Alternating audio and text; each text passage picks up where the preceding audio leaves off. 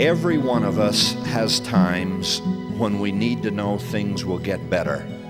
My declaration is that is precisely what the gospel of Jesus Christ offers us, especially in times of need.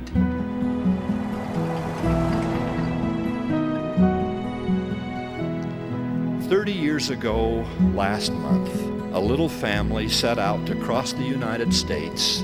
Every earthly possession they own packed into the smallest trailer available. No money, an old car.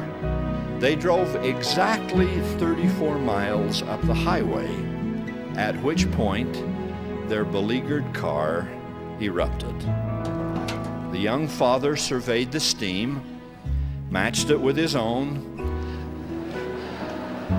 then left his trusting wife and 2 innocent children, the youngest just 3 months old, to wait in the car while he walked the 3 miles or so to the southern Utah metropolis of Canaryville. Population then, I suppose, 65. Some water was secured at the edge of town, and a very kind citizen offered a drive back to the stranded family. The car was attended to and slowly, very slowly, driven back to St. George for inspection.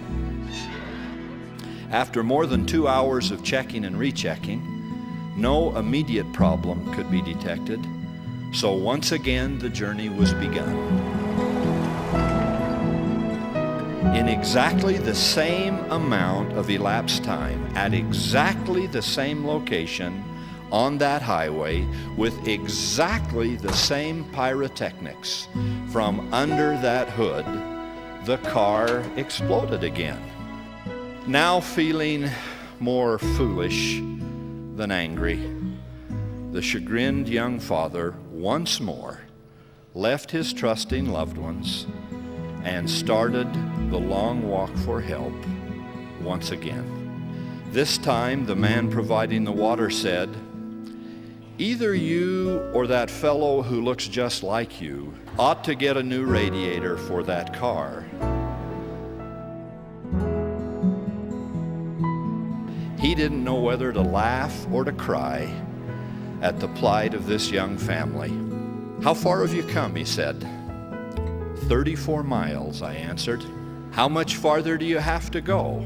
2,600 miles, I said. "Well, you might make that trip, and your wife and those 2 little kiddies might make that trip, but none of you are going to make that trip in that car." He proved to be prophetic on all counts. Just 2 weeks ago, I drove by that exact spot for just an instant. I thought perhaps I saw on that side road an old car with a devoted young wife and 2 little children. Just ahead of them, I imagined that I saw a young fellow walking toward Canaryville. The weight of a young father's fear evident in his pace. In that imaginary instant, I couldn't help calling out to him, "Don't you quit. You keep walking. You keep trying. There is help and happiness ahead. Some blessings come soon. Some come late. And some don't come till heaven. But for those who embrace the gospel of Jesus Christ, they come. It will be all right in the end. Trust God and believe in good things to come."